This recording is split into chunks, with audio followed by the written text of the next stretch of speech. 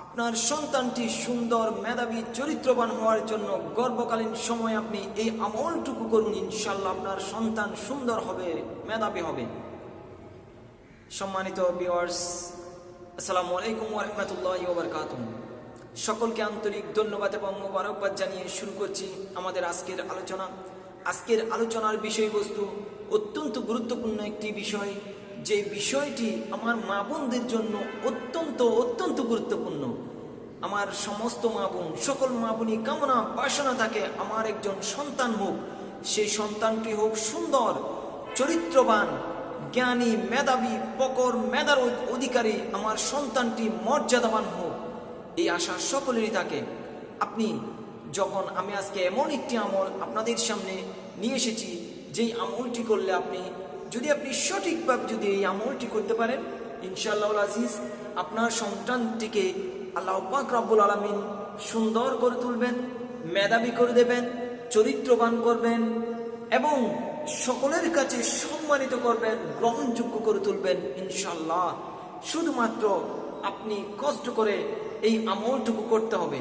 আপনার যখন সন্তান গর্ভে আসবে তখন থেকেই আপনি প্রথম মাস থেকেই আপনাকে এই আমলটি করে যেতে হবে ইনশাআল্লাহ আজিজ। আপনি যদি কষ্ট করে ধৈর্য সহকারে যদি এই আমলটি করতে পারেন, আমার সকল মা বোন, যদি আমলটি আপনি করতে পারেন, কোরআনের এই আমল, আপনি অবশ্যই আপনি কামিয়াব হবেন, আপনি সফল কাম হবেন, আপনি সাকসেসফুল হবেন ইনশাআল্লাহ। এখানে কেউ আপনাকে বাধা দিতে পারবে না। যখন আপনি এই আমল করবেন, আল মহান রব্বুল আলামিন আপনার উপর রাজি এবং খুশি হয়ে আপনার সন্তানটিকে সেভাবে করে দেবেন ইনশাআল্লাহ। আপনি যেভাবে চাইবেন আপনার সন্তান সেভাবে সুন্দর অবয়বে আপনার সন্তান পৃথিবীর আলো দেখবে। আপনি যদি এই আমলটুকু করতে পারেন, আমি অত্যন্ত রিসার্চের মাধ্যমে অত্যন্ত গবেষণা করে যে আমলটি পেয়েছি, এটি অত্যন্ত পরীক্ষিত আমল। আপনি যদি সেই আমলটি আপনি সঠিকভাবে আপনি করতে পারেন, ইনশাআল্লাহ আজিজ অবশ্যই আপনি দেখবেন আপনার সন্তানটি আপনি যেমন ভাবে চেয়েছেন, আল্লাহ পাক রব্বুল আলামিনের কাছে যেমন সন্তান চেয়েছেন, আপনি ঠিক তেমন সন্তানই আল্লাহ পাক রব্বুল আলামিন তার রহমতে আপনাকে দান করবেন ইনশাআল্লাহ। তাই আজকের আলোচনাটি অত্যন্ত গুরুত্বপূর্ণ হতে চলেছে আপনার জন্য। তাই আজকের ভিডিওটি স্কিপ না করে আপনি পর্যায়ক্রমে আপনি দেখতে থাকুন ইনশাআল্লাহ। আমি যেভাবে বলবো আপনি সেভাবে আমলটুকু করুন। অত্যন্ত গুরুত্বপূর্ণ আজকের বিষয়টি, আজকের আলোচনাটি আপনার জন্য, আমার সকল মা বোনের জন্য অত্যন্ত গুরুত্বপূর্ণ। যারা আমার বাইরা দেখছেন তারাও ঘরে গিয়ে মা বোনদেরকে জানাবেন যে এভাবে যদি আপনি আমলটি করেন, ইনশাআল্লাহ আজিজ আপনার সন্তান, আপনি যেভাবে চান আপনার সন্তানটি ঠিক সেভাবে আল্লাহ পাক রব্বুল আলামিন খাস রহমত দান করবেন। আপনার সন্তানকে আমরা প্রত্যেক মা বোনই চাই একজন সন্তান হোক, সেই সন্তানটি হোক সুন্দর, সেই সন্তানটি হোক মেধার অধিকারী, সেই সন্তানটি হোক চরিত্রবান, সেই সন্তানটি হোক সম্মানিত, সেই সন্তানটি হোক ধৈর্যশীল।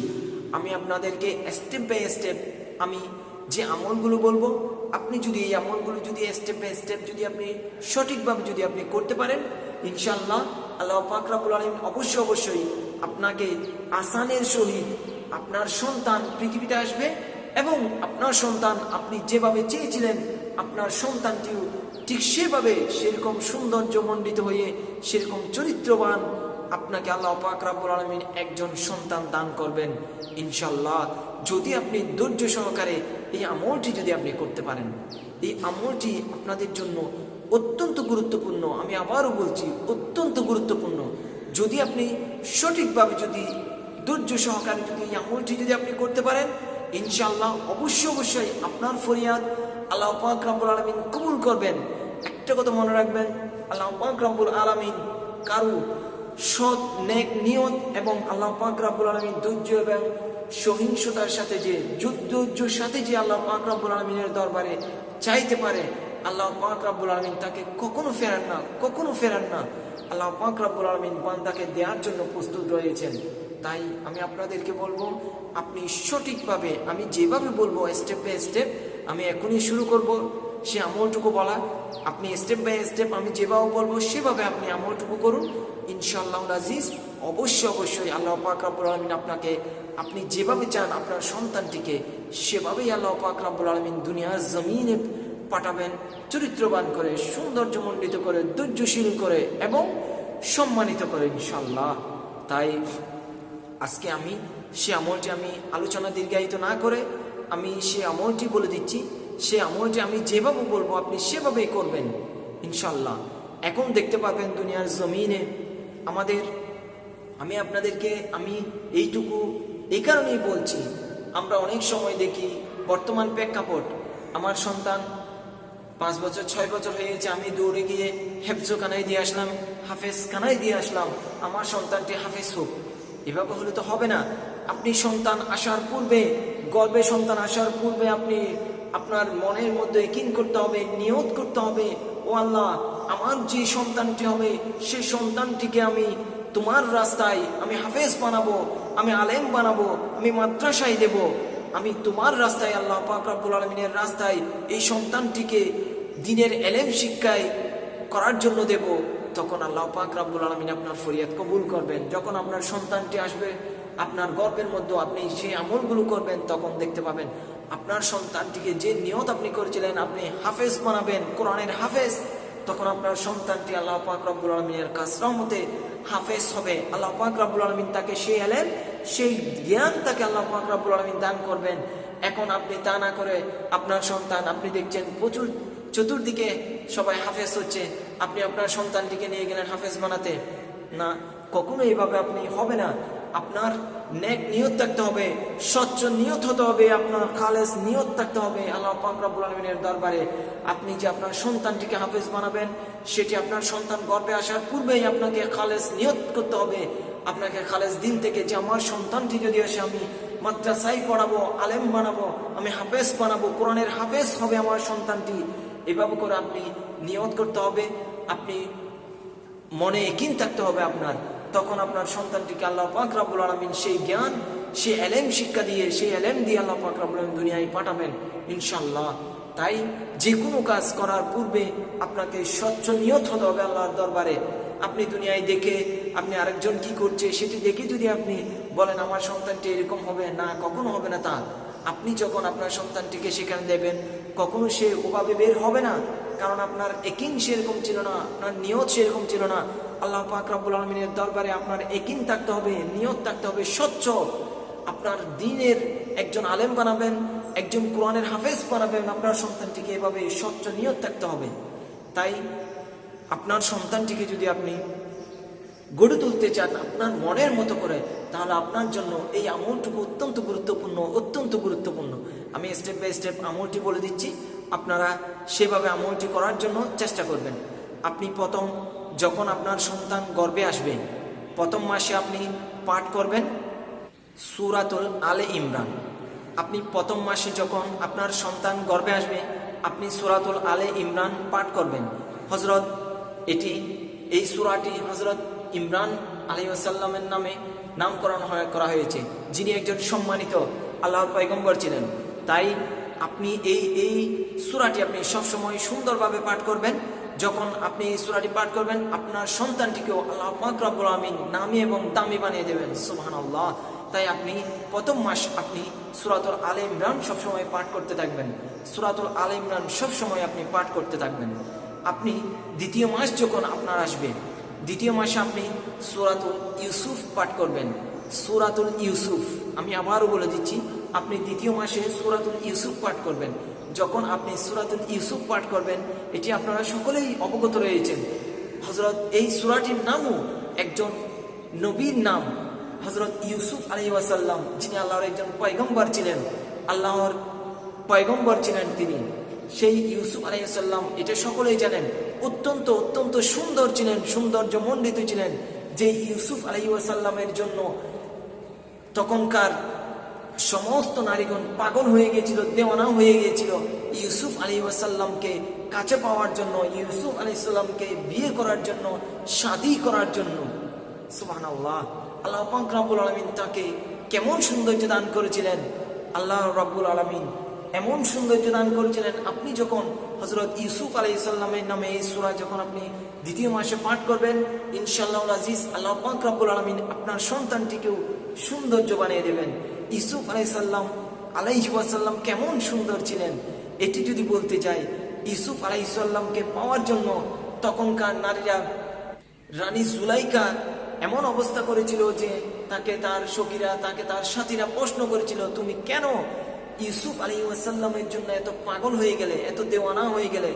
তখন তিনি তাদেরকে বলেছিলেন, আমি তোমাদেরকে দাওয়াত দেব, আমি দাওয়াত দিয়ে যেভাবে বলবো তোমরা সেভাবে করবা, তখন তোমরা এই জবাব পাবা যে আমি কেন হযরত ইউসুফ আলাইহিস সালামের জন্য পাগল হয়ে গেছি, দেওয়ানা হয়ে গেছি। তখন তার সখীদের তিনি দাওয়াত দিলেন এবং তাদের সকলকে একটি ফল, একটি ফ্রুট দিয়ে, একটি ছুরি তাদের হাতে দিয়ে বললেন, যখন ইউসুফ আলাইহিস সালাম আসবে তোমাদের সামনে দিয়ে তখন তোমরা এই ফলটি কাটবা। যখন তারা হযরত ইউসুফ আলাইহিস সালামকে তিনি ডাকলেন এবং তাদেরকে বললেন সেই ফলটি কাটতে, তারা ইউসুফ আলাইহিস সালামের সৌন্দর্য দেখে বিমোহিত হয়ে গেলেন, তারা পাগল হয়ে গেলেন, তারা আর তাদের দুনিয়ার খেয়ালে নেই কি কাটছে তারা সকলে ফ্রুটের পরিবর্তে তাদের হাত কেটে আঙ্গুল কেটে ফেলছিল, অথচ তাদের কবর ছিল না সেই কথা হযরত ইউসুফ আলাইহিস সালামের সৌন্দর্য দেখে। তখন তারাও বলেছিল যে ইউসুফ আলাইহিস সালাম এত সুন্দর, তাই আপনি যদি ইউসুফ আলাইহিস সালামের নামকরণে যে সূরাতুল ইউসুফ যদি আপনি এই কোরআনের সূরাটি আপনি দ্বিতীয় মাসে পাঠ করবেন, ইনশাআল্লাহ আজিজ আল্লাহ পাক রব্বুল আলামিন হযরত ইউসুফ আলাইহিস সালাম যেমন সুন্দর ছিলেন, আপনার সন্তানটিকে আল্লাহ পাক রব্বুল আলামিন সেরকম সুন্দর করে পৃথিবীর জমিনে, দুনিয়ার জমিনে পাঠাবেন ইনশাআল্লাহ। তৃতীয় মাসে আপনি সূরাতুল মরিয়ম পাঠ করবেন। তৃতীয় মাস যখন আসবে আপনি সবসময় সূরাতুল মরিয়ম পাঠ করতে থাকবেন। সূরাতুল মরিয়ম যখন পাঠ করবেন, আপনি এই সূরাও একজন মরিয়ম আলাইহিস সালাম একজন পয়গম্বরের মা, তিনি হযরত সাইয়েদনা ঈসা আলাইহিস সালামের মা, যে মরিয়ম আলাইহিস সালামকে আল্লাহ পাক রব্বুল আলামিন তার কুদরতে, স্বামীবিহীন আল্লাহর কুদরতে একজন সন্তান দান করেছিলেন হযরত ঈসা আলাইহিস সালাম। সেই মরিয়ম আলাইহিস সালাম ছিলেন একজন ধৈর্যশীল মহিলা, ধৈর্যশীল একজন মহিষী নারী। সেই আপনি যখন এই দোয়াটি পাঠ করবেন, আপনি যখন হযরত মরিয়ম আলাইহিস সালামের নামে যে দোয়া, যে সূরা, আপনি যখন সূরাতুল মরিয়ম পাঠ করবেন, আপনার সন্তানটিকে আল্লাহ পাক রব্বুল আলামিন ধৈর্যশীল বানিয়ে দেবেন সমস্ত কাজে, সমস্ত কিছুতে আল্লাহ পাক রব্বুল আলামিন আপনার সন্তানটিকে ধৈর্য দান করবেন। ধৈর্য আল্লাহর পক্ষ থেকে অনেক বড় একটি নিয়ামত।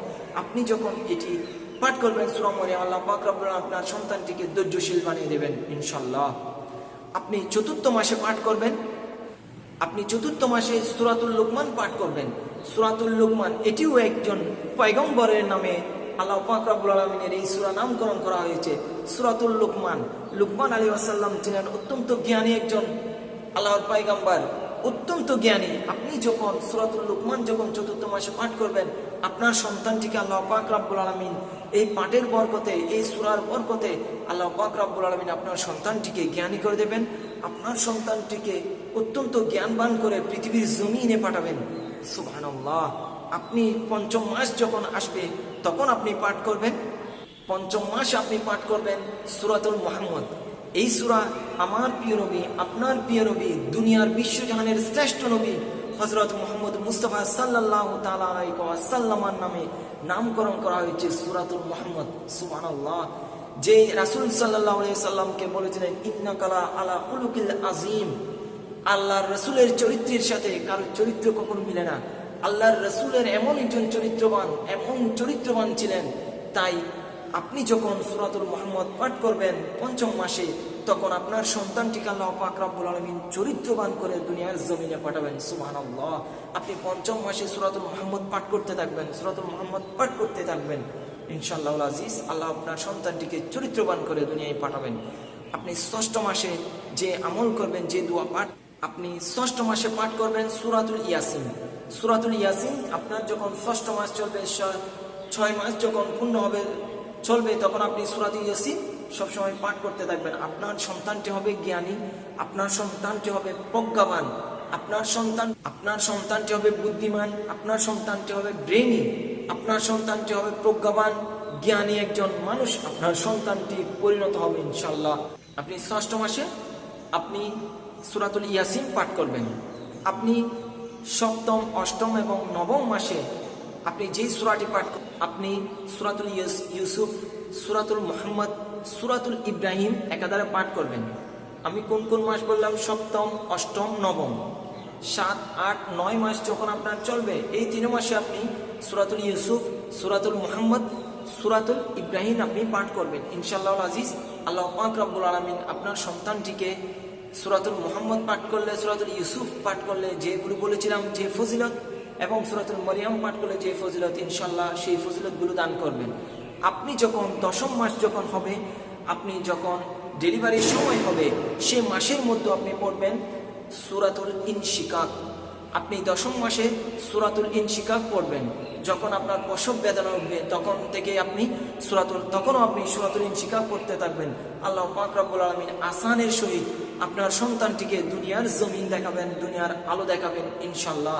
আপনি যদি এই আমলটি যদি আপনি সঠিকভাবে যদি করতে পারেন, আল্লাহ পাক রব্বুল আলামিন কোরআনের বদৌলতে এই সূরাগুলোর, আল্লাহর নবীর মুজিজায়, আল্লাহর এই কোরআনের সূরাগুলোর ফজিলতে ইনশাআল্লাহ আপনার সন্তানটিকে আল্লাহ পাক রব্বুল আলামিন সুন্দর বানাবেন, চরিত্রবান বানাবেন, জ্ঞানী বানাবেন, হিকমতওয়ালা বানাবেন এবং দিনের একজন খাদেম বানাবেন ইনশাআল্লাহ।